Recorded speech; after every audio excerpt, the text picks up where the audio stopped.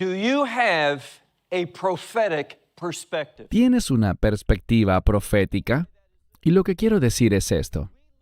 Cuando miramos a los profetas del Antiguo Testamento, cuando miramos a los apóstoles del Nuevo Testamento, y cuando estudiamos las palabras del Mesías, todos están de acuerdo en algo, en que hay eventos específicos. El Mesías dice que estos eventos deben ocurrir y están relacionados con un cambio que se avecina, un cambio maravilloso que se trata simplemente del establecimiento del reino de Dios. Pero aunque ese cambio es maravilloso, el camino para llegar allí será una difícil travesía. Y debemos entender bien algo. Quiero decir, cuando miramos con atención el propósito de esta conferencia, es examinar los 7 mensajes enviados a las 7 congregaciones. Y cuando estudiamos las enseñanzas del Mesías, y estos mensajes provienen de Él, notamos que Él tomará a un pueblo preparado, a un pueblo profético y a un pueblo perseverante. Cuando estudiamos cada uno de estos 7 mensajes, hay algo similar que se dice en todos ellos, y es lo siguiente: al que venciere. Habrá cosas que tendremos que superar. Y vamos a ver que la Biblia es muy clara en lo que son. Hay un tiempo de persecución para los creyentes que ya ha comenzado.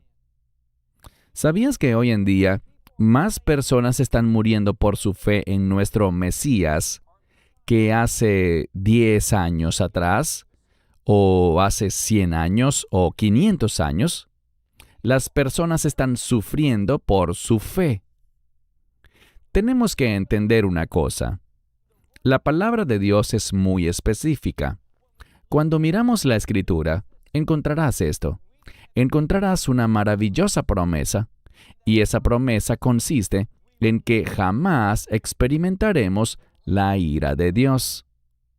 Pero también hay otra promesa, y es que se nos ha prometido que sufriremos y seremos perseguidos por nuestra fe. ¿Qué dice la palabra de Dios? Que como el mundo lo odió a Él, también te odiará a ti y a mí. Como lo persiguieron a Él, nos perseguirán a nosotros. Debemos hacer una distinción, porque hay una palabra bíblica que encontraremos varias veces. Es la palabra delipsis, y se relaciona con tribulaciones y persecuciones, que Dios promete que experimentaremos. Pero lo que nunca sufriremos será la ira de Dios si tenemos una relación de nuevo pacto con el Mesías. Cuando estudiamos estos 7 mensajes que se encuentran en Apocalipsis capítulos 2 y 3, vemos algo que es vital. Y es que estas 7 congregaciones no están en la tierra de Israel, sino que están en el exilio. Y el autor del libro de Apocalipsis, inspirado por el Espíritu Santo, Juan, también está en el exilio, en la isla de Patmos. Y esto no ocurre por casualidad. Es la providencia de Dios, porque tú y yo también estamos en un exilio espiritual. Nos encontramos en este mundo, pero nuestra ciudadanía, nuestro hogar, está en el reino de Dios. Y lo que el libro de Apocalipsis enseña son los eventos que deben tener lugar para llevar a cabo una transición de reino que nos saque de este mundo y nos lleve al reino de Dios. Y cuando vemos el libro de Apocalipsis, vemos que está dirigido a siervos. Así que te pregunto, ¿eres tú un siervo del Dios viviente? Y no solo se dirige a siervos, sino específicamente, y si te pierdes este punto, eso perjudicará tremendamente tu comprensión de este libro, porque está dirigido a discípulos, lo diré de otra manera, a creyentes, a seguidores del Mesías que viven en medio de estos eventos. ¿Escuchaste eso? No es una profecía para los tiempos de Juan, ni para la gente que vivió hace 500 años, sino que este libro de Apocalipsis y estos 7 mensajes son para los discípulos que estarán vivos en el tiempo de estos eventos, cuando estas visiones estén realmente ocurriendo. Y yo creo, porque veo indicadores proféticos que me hacen creerlo, que ese tiempo se acerca rápidamente. Ahora, una cosa más antes de abrir la palabra de Dios. Debemos comprender que todo lo que escuchamos, ya sea de mí o de alguien más, si no lo enseña la Biblia claramente, debemos rechazarlo. Hay demasiados errores ocurriendo hoy en día entre el pueblo de Dios porque no le decimos que no al engaño. Al acercarnos a los últimos días, veremos una mayor influencia de un espíritu engañador, del engaño. Y además, cuando miramos la Escritura, especialmente los escritos de Pablo, encontramos que el engaño no vendrá solo desde fuera de la congregación, sino que vendrá desde adentro. Entiéndelo bien. Y veremos algunos indicadores de este engaño en estas cartas. Ahora, muchas personas miran estas 7 cartas a estas 7 congregaciones diferentes y hacen una afirmación de que estas 7 iglesias representan 7 épocas distintas en la historia de la iglesia. Eso es falso. No hay evidencia alguna en las Escrituras que respalde tal perspectiva.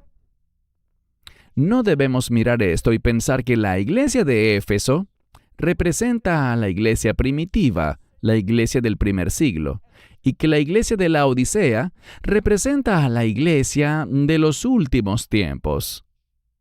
No hay nada en la Escritura que respalde tal visión, aunque es muy popular y muy conocida. No.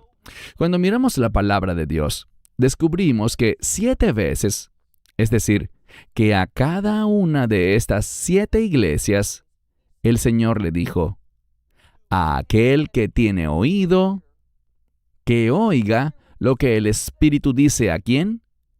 A las iglesias. Esto significa, la implicación de esto, es que lo que se dice a cada congregación individual es relevante para toda la iglesia. Debemos comprender eso. Toma tu Biblia y ve conmigo al libro de Apocalipsis, capítulo 2. Apocalipsis, capítulo 2, verso 1. Estos 7 mensajes diferentes están dirigidos literalmente, el término es, al ángel. Pero no pienses que es un ángel como esos creados por Dios que están en los cielos, sino que esta palabra para ángel se entiende mejor en este contexto como un mensajero, alguien que ha recibido una misión, un mensaje que proclamar o una tarea que llevar a cabo.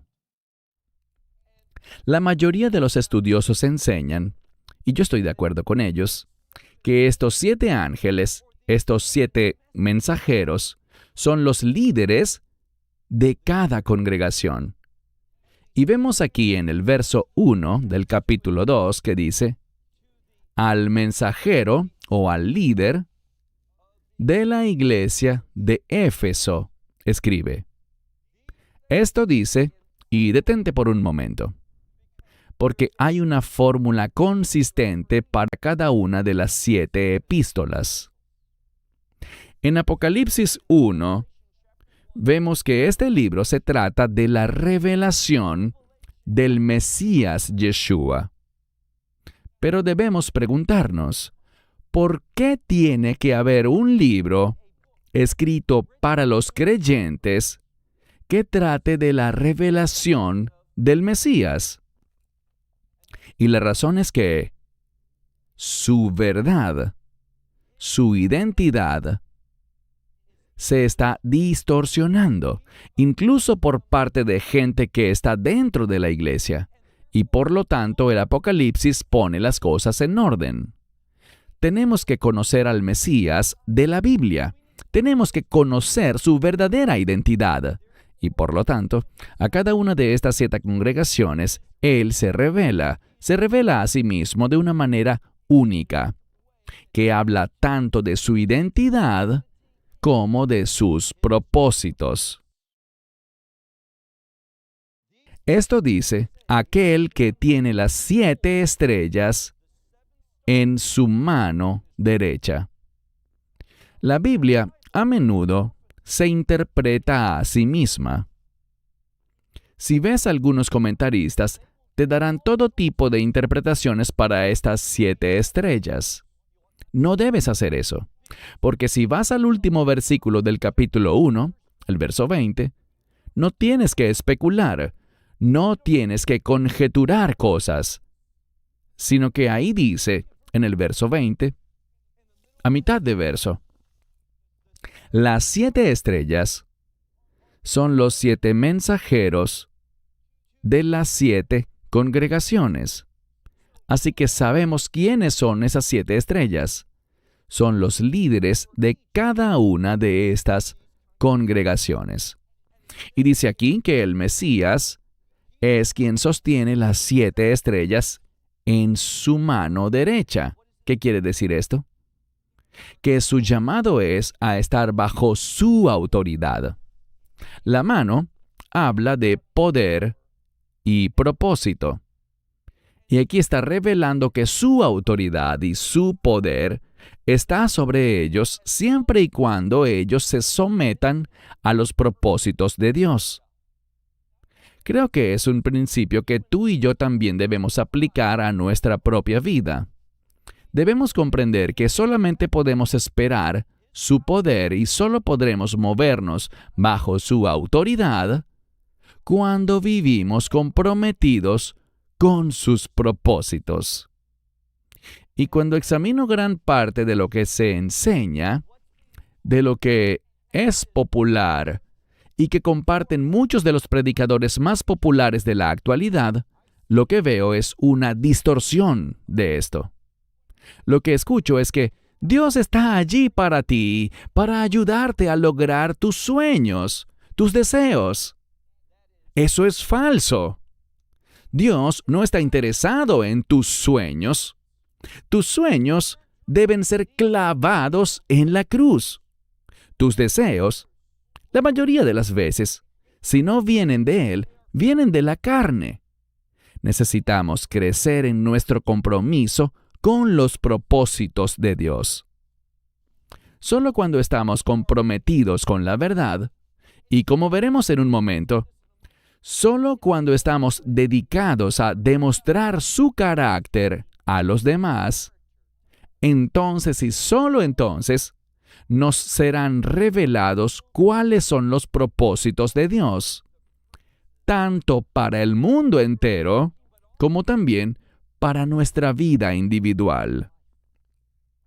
Es solo cuando te comprometes con su propósito, entonces y solo entonces, Él te revelará su propósito específico para tu vida. Dice aquí, aquel que sostiene las 7 estrellas en su mano derecha, y el que camina en medio de las 7 menorás de oro. Muchas Biblias traducen esto como 7 candelabros de oro. Pero si analizas la palabra que se usa, es la misma palabra griega que aparece en Hebreos y que no se refiere a cualquier soporte en el que se colocan velas, sino que se refiere a la menorá, que es ese candelabro de oro especial. Y hay un propósito para el uso de ese término. Sabemos al leer el último verso del capítulo 1, el verso 20, que esas 7 menorás que viste, dice, son las 7 congregaciones. ¿Conoces bien qué es una menorá? Aquí se enfatiza que son de oro. Y hay una razón para eso. Si sabes de judaísmo, sabrás que el arca del pacto está hecha de madera de acacia, recubierta con oro puro. Pero su tapa, la cual se menciona en Hebreos 4 como el propiciatorio, es de oro puro. Es sobre ese propiciatorio, llamado Kaporet, en hebreo, que la Shekinah Hashem, la gloriosa presencia de Dios, habitaba. Así que vemos bíblicamente sobre ese propiciatorio entre los 2 querubines, que allí es donde de manera especial la presencia de Dios moraba en este mundo. Sabemos que Dios está en todas partes, pero de una manera única, de una forma especial, la presencia de Dios estaba allí. Y no es por casualidad, sino más bien por la providencia de Dios, que la menorá dorada, que también estaba hecha de oro puro, se encendía. Y la enseñanza bíblica es esta. Cuando vean la luz de la menorá, deben recordar la presencia de Dios. Cuando vemos aquí, y dice, aquel que anda en medio de las 7 menorás de oro, lo que está diciendo es lo siguiente, que su presencia está con nosotros. Y quiero asegurarles algo. A medida que nos acercamos más y más a los últimos días, a esos tiempos finales, es necesario, es obligatorio para cada creyente que recordemos que Él está con nosotros, que nunca nos abandonará, ni nos desamparará, que Él permanecerá entre su pueblo. Y es su presencia, basada en este verso, la que nos permite manifestar su gloria.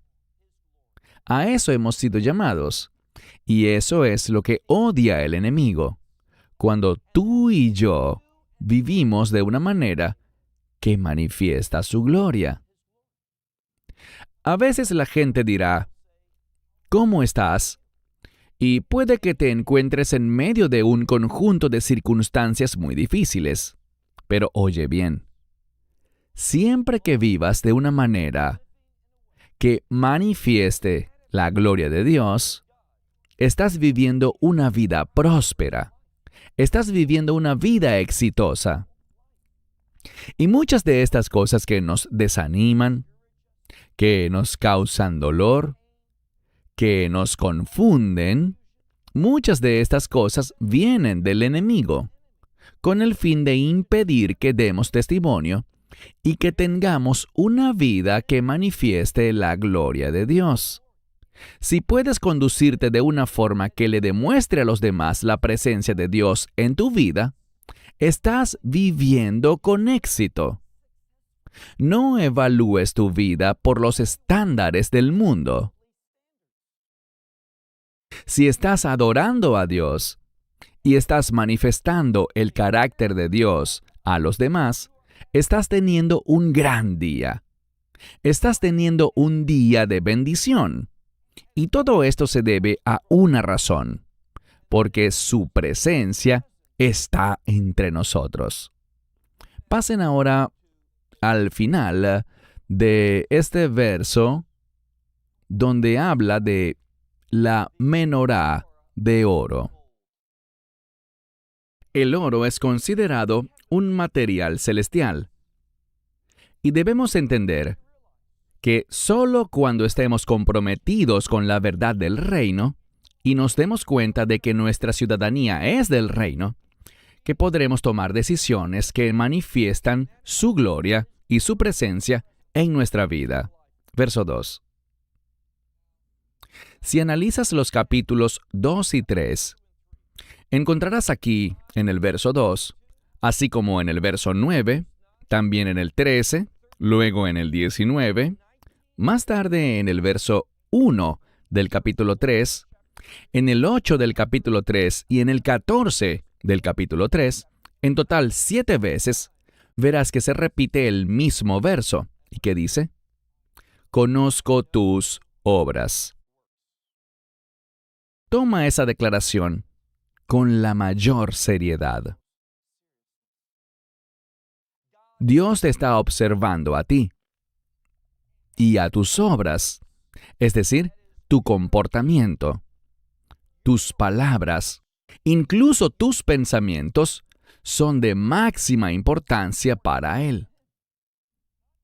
No porque puedas perder la salvación, sino porque nuestras obras manifiestan nuestra fe. ¿Te habías dado cuenta de eso? No somos salvos por obras, somos salvos por fe, mediante la gracia de Dios. Pero habiendo sido salvos por gracia y no por obras, cuando nos convertimos en esa nueva criatura en el Mesías, nuestras obras pasan a ser de suma importancia para Él. Él dice a cada una de estas congregaciones, leamos el verso 2, conozco tus obras. Y continúa diciendo, ¿y tu trabajo? ¿Qué significa eso? Él conoce lo que producimos, pero también conoce el esfuerzo que ponemos con el fin de servirle. Lo que este pasaje está diciendo es que Él sabe todo acerca de nuestro comportamiento, cuán duro trabajamos y lo que logramos.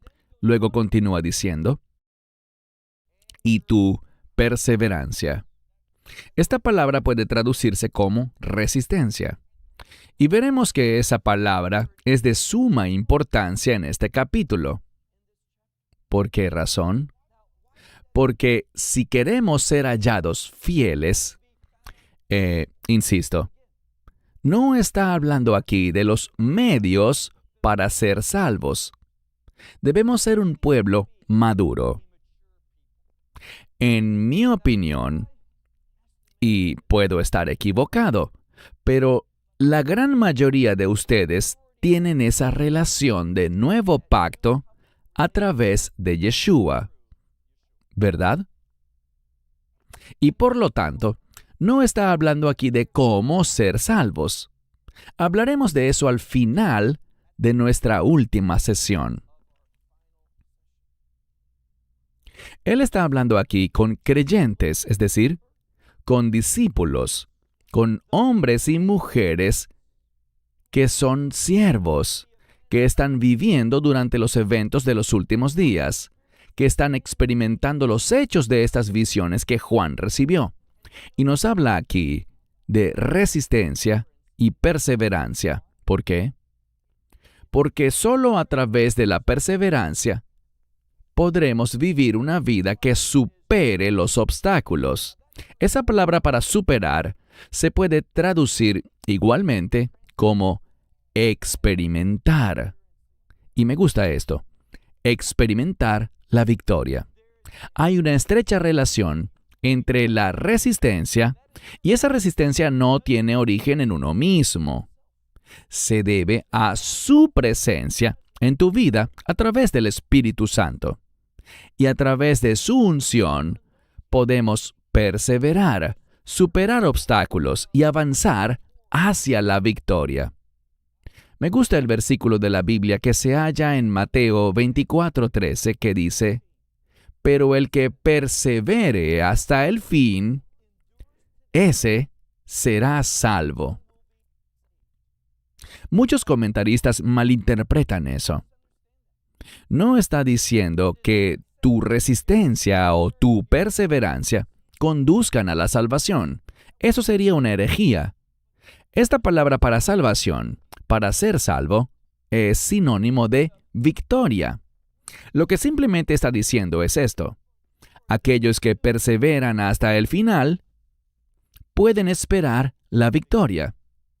Al final de esta era, y más específicamente, al final de la era de la iglesia, tenemos una transición maravillosa en la que dejamos la corrupción, el engaño, la oscuridad y las mentiras de este mundo y avanzamos hacia un reino victorioso que manifiesta eternamente la gloria de Dios. Esto debería motivarte. Esto debería alentarte. Y esto debería ser la fuente de esa resistencia y perseverancia de la que se está hablando aquí. Pero sigue leyendo la última parte del versículo 2, que dice: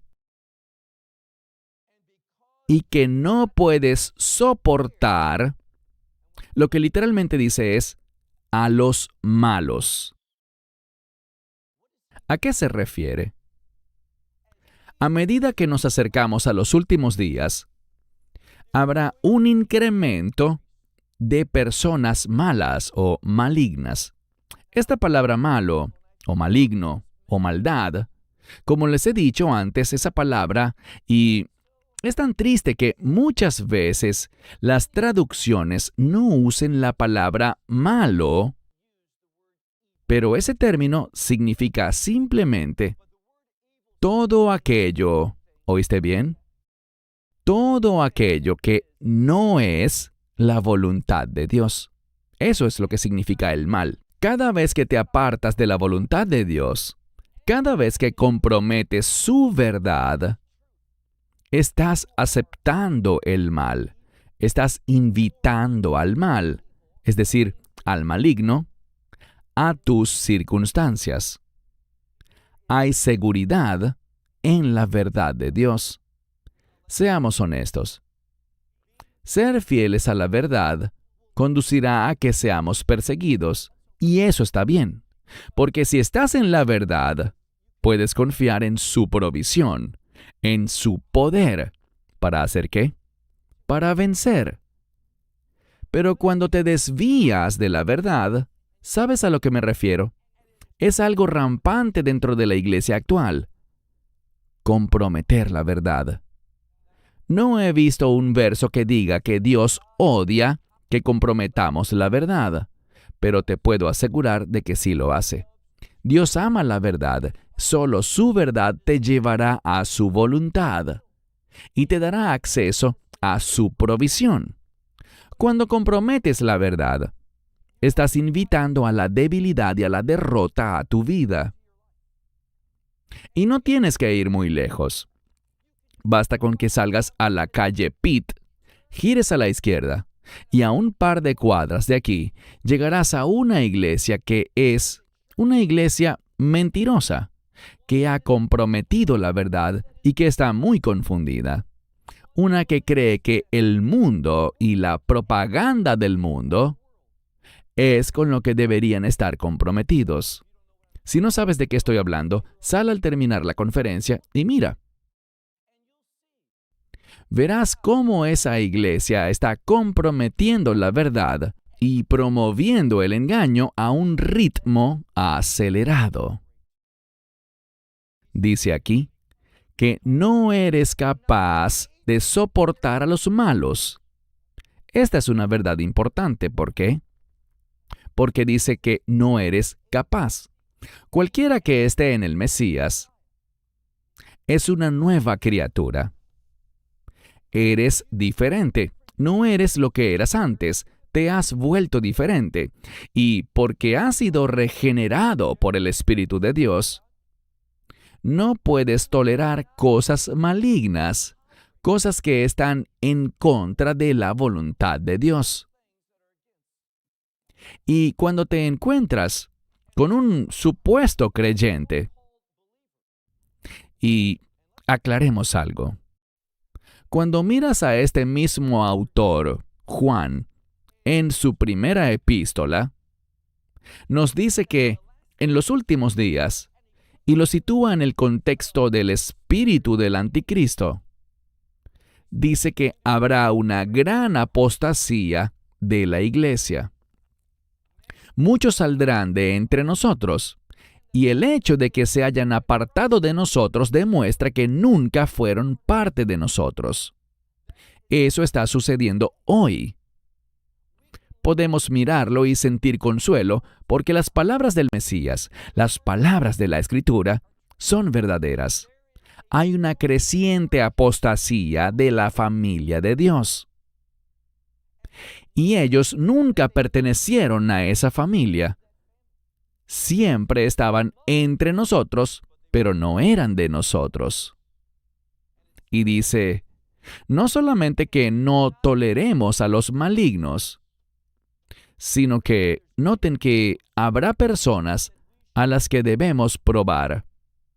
Eso significa evaluar.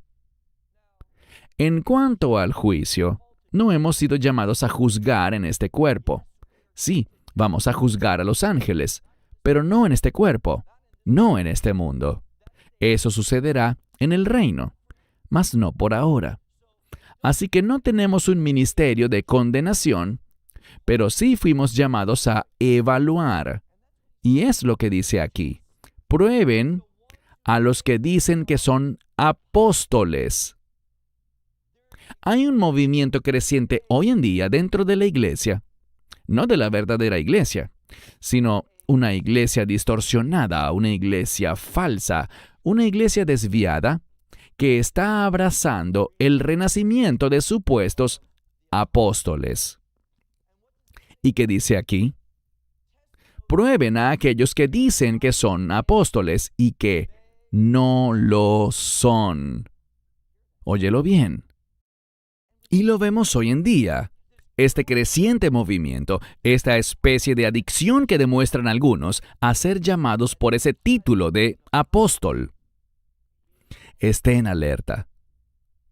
Fuimos advertidos. Aléjense de estas personas porque ellos no lo son. Y dice que los has encontrado ser ¿qué? Mentirosos. Me gusta este pasaje porque la palabra de Dios, inspirada por el Espíritu de Dios, lo dice tal como es. ¿Y adivina qué? Somos llamados a hacer lo mismo. Nunca debemos preocuparnos por lo que otros puedan pensar. Necesitamos ser humildes y respetuosos en cuanto a lo que Dios piensa de lo que decimos, o quizás de lo que es más relevante, de lo que no decimos. Creo que en muchos sentidos tú y yo hemos sido demasiado silenciosos y demasiado educados. Dice aquí, estos no son apóstoles. Los has encontrado ser, a la luz de la palabra de Dios, los has encontrado ser mentirosos. Verso 3. Y has sufrido, pero has tenido perseverancia. Y les pregunto, ¿cuántos aquí necesitan más perseverancia espiritual? Todos la necesitamos. Y la palabra de Dios nos dice, no tenemos que especular. La palabra de Dios nos dice cómo podemos tener acceso a esa perseverancia, a ese espíritu de superar obstáculos. Lo diré de otro modo, a ese espíritu de victoria, porque de eso se trata la batalla. Y solo cuando te comprometes con la batalla correcta, Dios suplirá su provisión. No es una coincidencia que diga que han sufrido. Sí, hemos sufrido en este mundo, pero han tenido perseverancia.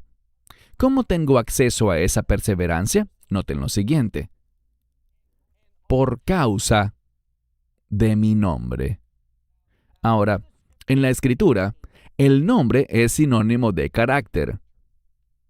Y solo cuando te comprometes a demostrar el carácter del Mesías, entonces y solo entonces, puedes esperar que Dios te provea de esa resistencia. Así que siempre comprométete a demostrar su carácter en tu vida. Y debo confesar algo, no es fácil. Cada vez que me propongo decir, Dios, ayúdame, quiero demostrar tu carácter a los demás. Cada vez me encuentro con una persona que me muestra cuán espiritualmente débil yo soy. Él hace algo o ella dice algo, y en lugar de devolver bien por mal, ¿qué sucede? Me uno a ellos. Y eso no es fidelidad. Debemos comprometernos a demostrar su carácter. Y cuando lo hacemos, ¿qué nos dará Él? Nos dará esa fuerza, esa resistencia que nos permitirá trabajar y, me gusta esta última parte, y no desmayar. El cantante Joshua Aaron es israelita y él conoce esta expresión que oímos tantas veces de los israelitas, en likoach, que significa no tengo fuerza. Simplemente no quiero hacerlo. Pero ese es el mundo, esa es la carne. Cuando eres una nueva criatura en el Mesías, cuando estás bajo la unción del Espíritu Santo, no te cansarás, sino que estarás entusiasmado, animado y capacitado para demostrar el carácter de tu Salvador en medio de la oposición. Estamos en una batalla espiritual. Date cuenta de eso. No pienses que esta vida está destinada a ser fácil. No. Él nos equipa para la guerra. Ahora, las armas son diferentes, pero no te equivoques. Estamos en una batalla y no desmayaremos. Verso 4. Pero tengo esto en tu contra. Vamos a ver que Él tiene frecuentemente cosas en contra de aquellos que son sus discípulos. ¿Qué significa eso? Que nos está llamando a cambiar. Y esto es lo que debes hacer.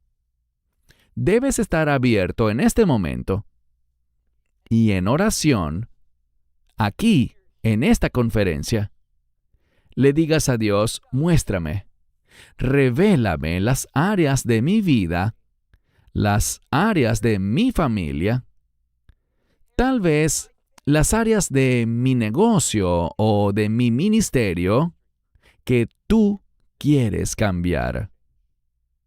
Te aseguro que, porque me conozco a mí mismo, que hay cosas en mi vida y hay cosas en tu vida que a Dios no le agradan, que Dios no quiere que sean parte de tu existencia.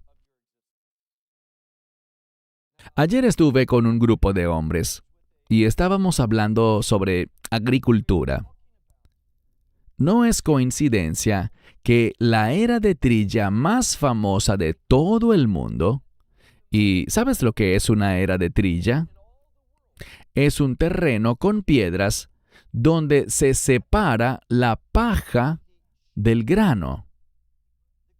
Entonces, una era de trilla es un lugar de separación. Y no es casualidad que el monte del templo, donde adoramos, era antes una era de trilla. Lo más importante que harás hoy no es oírme a mí. Normalmente guardamos lo mejor para el final. Y vamos a concluir esta conferencia con un tiempo extendido de adoración. Y luego vamos a abrir las puertas para el ministerio del Espíritu Santo.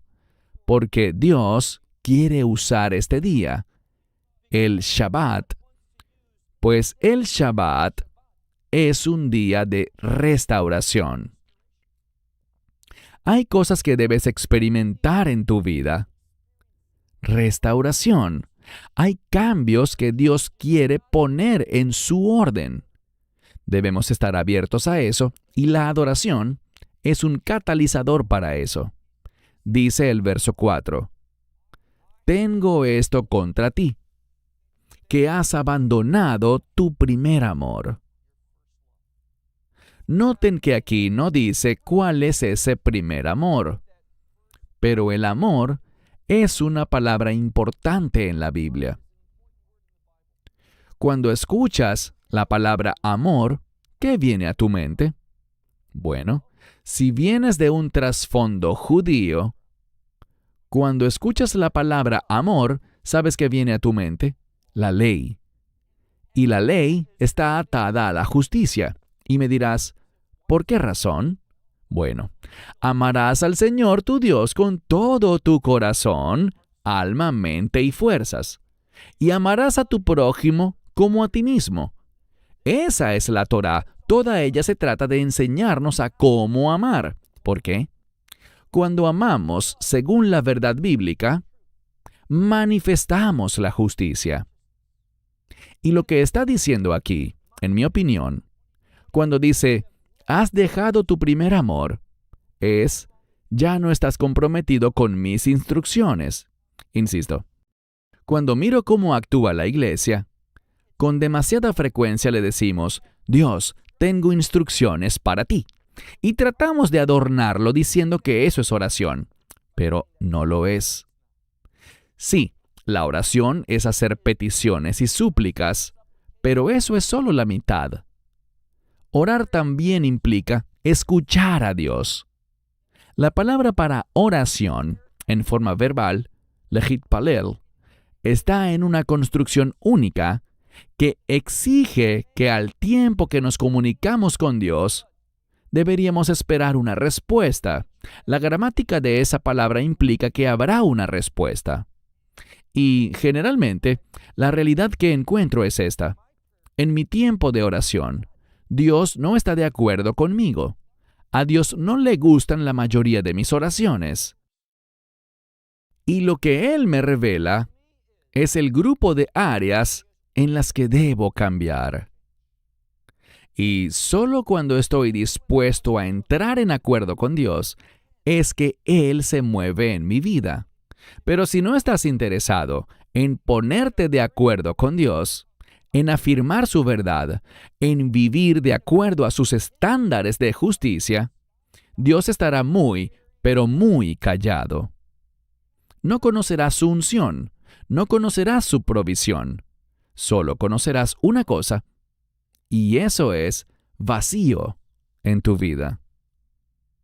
Él está esperando que le pidas que sea Él quien llene ese vacío con su verdad y su voluntad. Verso 5. Por tanto, recuerda de dónde has caído. Esto muestra algo con lo que todos podemos identificarnos y es lo siguiente. A veces no estamos avanzando, a veces no estamos creciendo y madurando, sino que hemos caído. Eso significa que hemos prestado demasiada atención al enemigo y a sus mentiras. Entonces dice aquí, por tanto, recuerda de dónde has caído, y aquí hay algo importante. El contexto de este verso indica que se trata de caer de las instrucciones de Dios, de la ley de Dios, de los mandamientos de Dios. ¿Y qué nos dice que hagamos? Arrepiéntete. Creo que es muy significativo que en esta primera epístola haya un énfasis a la iglesia para que se arrepienta. ¿Qué significa eso? Que estamos yendo en la dirección equivocada. Hemos permitido que la propaganda de este mundo nos aparte de los propósitos de Dios. Leemos, por tanto, arrepiéntete y haz las primeras obras, para que no venga a ti rápidamente. Si no lo haces, vendré a ti, no dice pronto, sino rápidamente, y quitaré mi lámpara, mi menorá, de su lugar. ¿Qué está diciendo? Si no te arrepientes, si no haces estas cosas, mi presencia entre ustedes, la unción, esto no habla de salvación. Mi presencia entre ustedes no la podrán experimentar. Dice, puesto que no te has arrepentido. Es una advertencia. Verso 6. Pero esto tienes. Ya les dijo cosas que no le agradan y ahora le dirá cosas con las que está satisfecho. Y leemos. Esto tienes, que aborreces las obras de los Nicolaitas. ¿Quiénes son estos? Bueno, si no sabes quiénes son, estudia esa palabra. Lo dice todo, porque tenemos la palabra Nike, que es una palabra para victoria o superación, y la palabra Leos, que muchos conocen y significa pueblo. Así que es esa actitud, ese deseo, ese comportamiento que busca conquistar a los demás. Lo diré de otro modo. Ese deseo de manipular a los demás. ¿Para qué? Para forzarlos a hacer tu voluntad. Eso no es espiritualidad, eso es idolatría.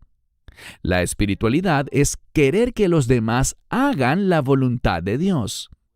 Influir en ellos para que se sometan a los propósitos de Dios. Y noten lo que dice aquí. Dice, al final del verso 6, esto, es decir, esa actitud, esa conducta, de quienes buscan manipular a los demás, el Mesías dice, también esto yo aborrezco. Verso 7. El que tiene oído, que oiga lo que el Espíritu dice, y recuerden esto, ¿a quién? A las iglesias, es decir, a todas las 7. Lo que está revelando a esta iglesia de Éfeso es igual de relevante para la iglesia de Esmirna, o Pérgamo, o Tiatira, o cualquiera de las demás. Es un mensaje de los últimos días para la iglesia, de la manera más general. Dice, aquel que tiene oído, que oiga lo que el Espíritu dice a las iglesias. Y es a través de este mensaje, no solo de este, sino de todos los 7, que podemos aprender a ser vencedores. Y a aquellos que vencen, les daré el derecho de comer del árbol de la vida. ¿Sabes lo que veo aquí? Yo escribí en mi Biblia, junto a esto, la palabra hebrea tikkun, es decir, reparación. ¿Por qué? ¿Qué está diciendo aquí? Regresando al jardín del Edén, dice la Biblia, con respecto a los árboles en medio del jardín, que del árbol del conocimiento del bien y del mal no debes comer. ¿Qué hicieron ellos? Comieron. ¿Y qué es lo que debían haber hecho? Comer del árbol de la vida. Ellos eligieron sin sabiduría. Pero ahora nos da la oportunidad, y la victoria significa estar de acuerdo con la voluntad de Dios. Dice, al que venciere, a todo el que venciere, le daré, eso significa le permitiré, el derecho de comer del árbol de la vida que está en el medio, y literalmente es la palabra griega paraíso, que es un sinónimo del Edén, el jardín de Dios. Verso 8. Y al ángel de la iglesia en Esmirna escribe, esto dice el primero y el último. Ahora, si conoces el libro de Isaías, encuentras ese término allí. Y si miras lo que dicen los rabinos al respecto, se relaciona con Dios. Y lo que vemos aquí es que el Mesías nos revela su identidad, que Él es, como Joshua Aaron nos hizo cantar hace unos minutos. ¿Quién es Él? Emmanuel. Él es Dios con nosotros. Y si niegas la divinidad del Mesías, no conoces al Redentor. Cuando Él dice aquí, aquel que es el primero y el último, quien estaba muerto, pero ahora vive. Esto es una referencia ¿a qué? A la resurrección. Entendamos que en la Escritura, la resurrección es un término de reino. Siempre que encuentres una referencia a la resurrección en la Biblia, nos brinda un contexto de reino. Y la razón por la que se nos revela aquí como el divino Hijo de Dios es porque Él es el Rey de ese reino. Un reino que estará lleno de la gloria de Dios. Dice el versículo 9, conozco tus obras y, ¿cuál es la siguiente palabra? Tribulación. Esta congregación de Esmirna está sufriendo, pero no es algo único, no es una excepción. El pueblo de Dios en los últimos días, primero será la iglesia y luego será Israel. Esos últimos 7 años serán un tiempo de problemas, y los problemas comenzarán cuando el mundo se levante contra los creyentes. Entendamos que todos vamos a sufrir tribulación. Cuando hablamos de los últimos 7 años, sí, serán tiempos difíciles, pero ¿la fuente de esas dificultades será siempre la misma? Yo les sugeriría que no. Y tampoco son los mismos los que van a sufrir todo el tiempo. Debemos preguntarnos cuál es la fuente de esa tribulación, quién la trae y quién la recibe. Y eso cambia dentro de esa semana 70 de Daniel. Seguimos leyendo entonces. Tu tribulación, ¿y que son qué? Bueno, ellos piensan que son pobres, que están en la pobreza. Pero aquí dice, mediante una conjunción que implica contraste, desacuerdo, dice, pero ¿tú eres qué? Eres rico. Eres próspero. ¿Por qué?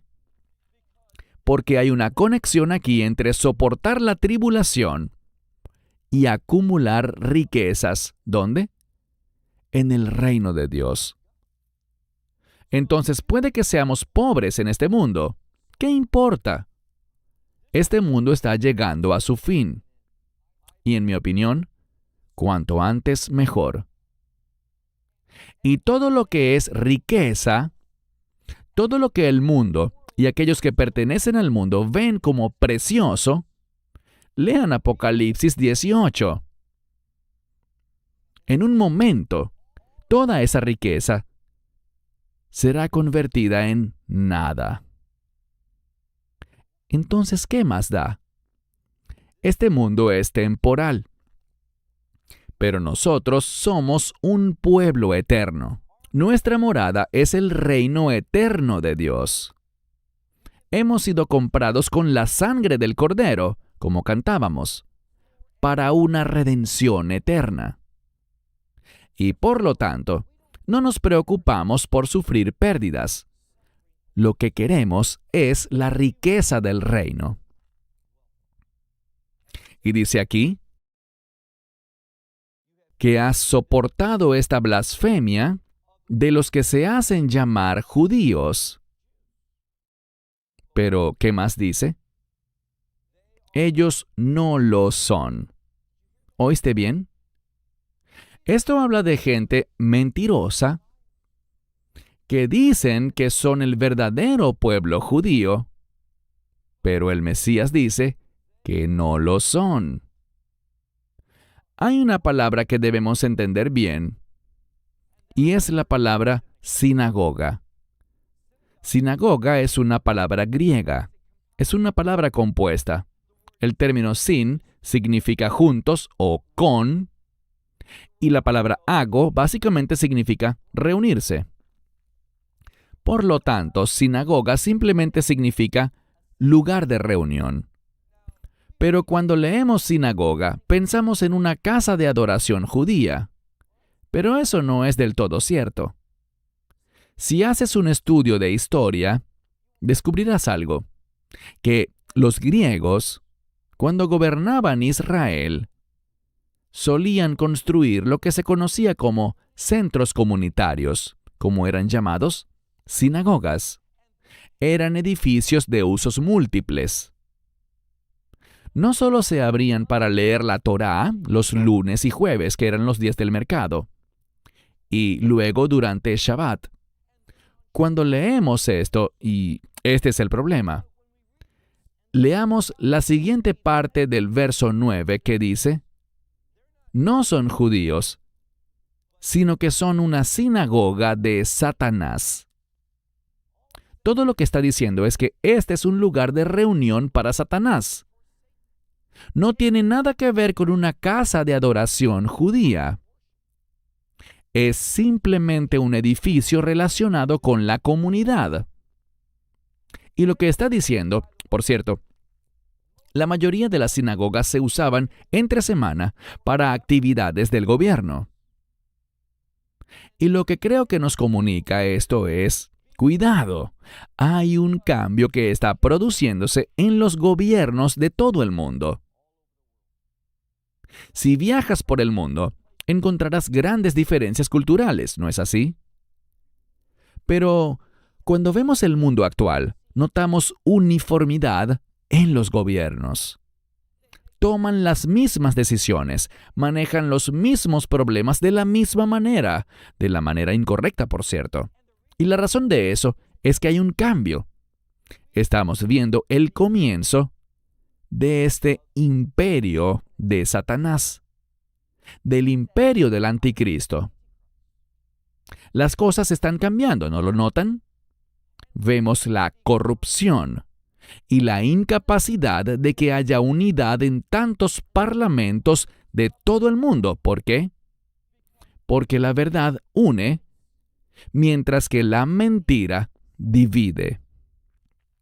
La razón por la que no hay unidad en los parlamentos y es tan difícil formar gobiernos, solo pregúntele a cualquiera en Israel. La razón de eso es porque, en lugar de someterse a las instrucciones de Dios, abrazan cada vez más el engaño satánico.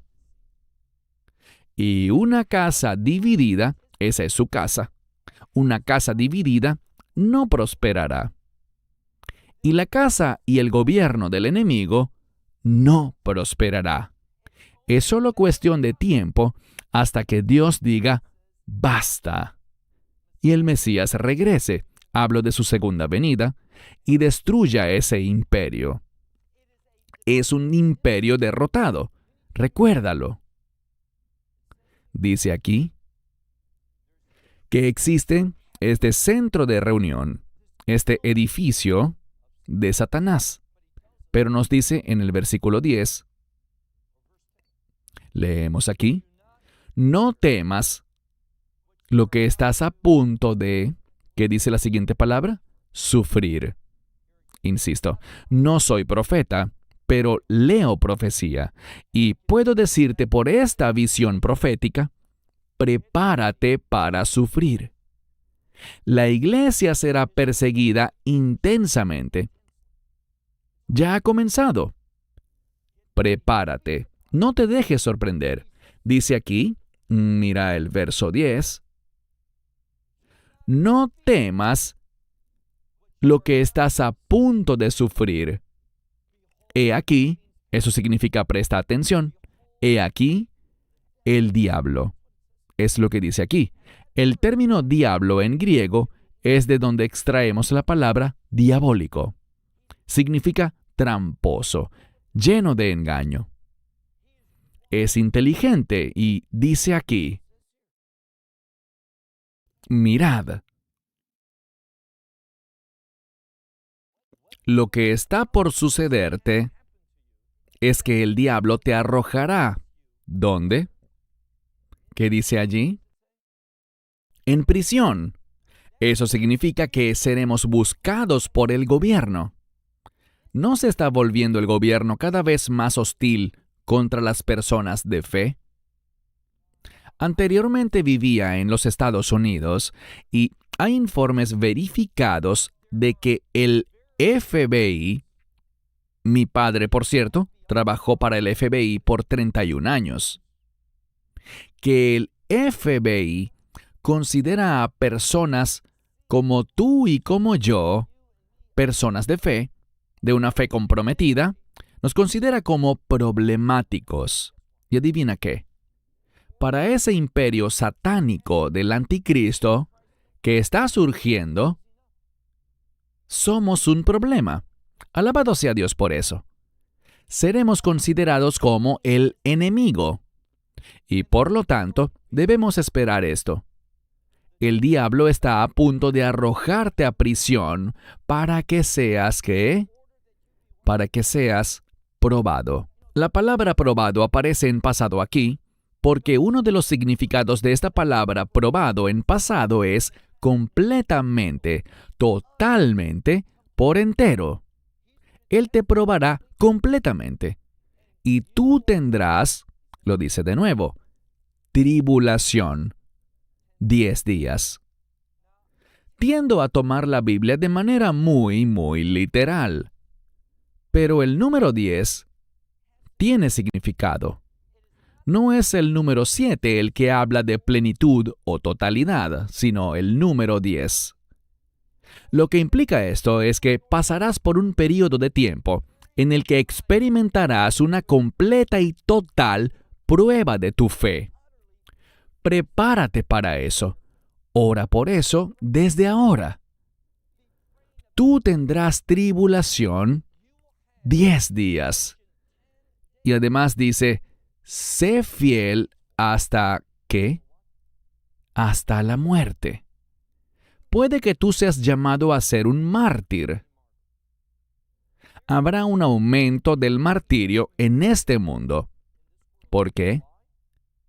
Porque permaneces fiel a las instrucciones de Dios. Ahora permíteme decirte que este tipo de compromiso con la palabra de Dios no llenará estadios, no venderá muchos libros, pero es lo que la iglesia desesperadamente necesita oír. ¿Por qué? Hoy no estoy realmente enseñando nada. Básicamente lo que estamos haciendo es leer la palabra de Dios. Y desde mi punto de vista, es mucho más edificante leer las Escrituras que escuchar hablar a individuos. Dice aquí, sé fiel hasta la muerte, y te daré, este debería ser tu deseo, tu mayor deseo, te daré la corona de la vida. Esa corona de la vida está estrechamente relacionada con aquel que da la vida eterna. Verso 11, nuestro último versículo. Aquel que tenga oído, que oiga, ¿a quién? Al Espíritu, lo que el Espíritu dice a las iglesias. Y no es una coincidencia que inmediatamente después de escuchar al Espíritu, dice, al que venciere. ¿Cuál es el mensaje para nosotros? Si no estás escuchando al Espíritu, si no tienes un oído espiritualmente preparado, no vivirás una vida victoriosa. Estas cosas que vienen sobre los creyentes te desanimarán, sembrarán miedo en ti, te alejarán de un estilo de vida que manifieste la gloria de Dios. Dice, el que salga victorioso, el que venciere, dice que no será dañado. Y, por cierto, en el griego original, la palabra no sale 2 veces. Utiliza 2 términos diferentes para no. Lo traduciremos como que no le pasará nada, pero la implicación es que jamás seremos heridos. ¿Por qué? Por la segunda muerte. ¿Cuál es la segunda muerte? No es una muerte física, es la muerte espiritual. Ser arrojado a ese lago que arde con fuego y azufre.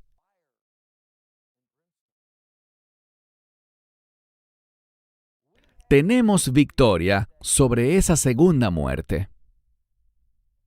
La primera muerte no es un problema, porque estar ausente de este cuerpo, dice la Biblia literalmente que eso es estar en casa. ¿Con quién?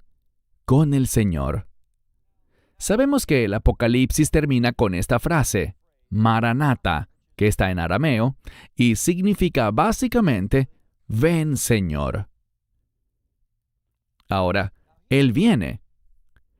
Pero si Él quiere que yo muera antes de su venida, por mí está bien, porque estar ausente de este cuerpo es entrar a su presencia. Les pregunto algo mientras concluimos esta sesión.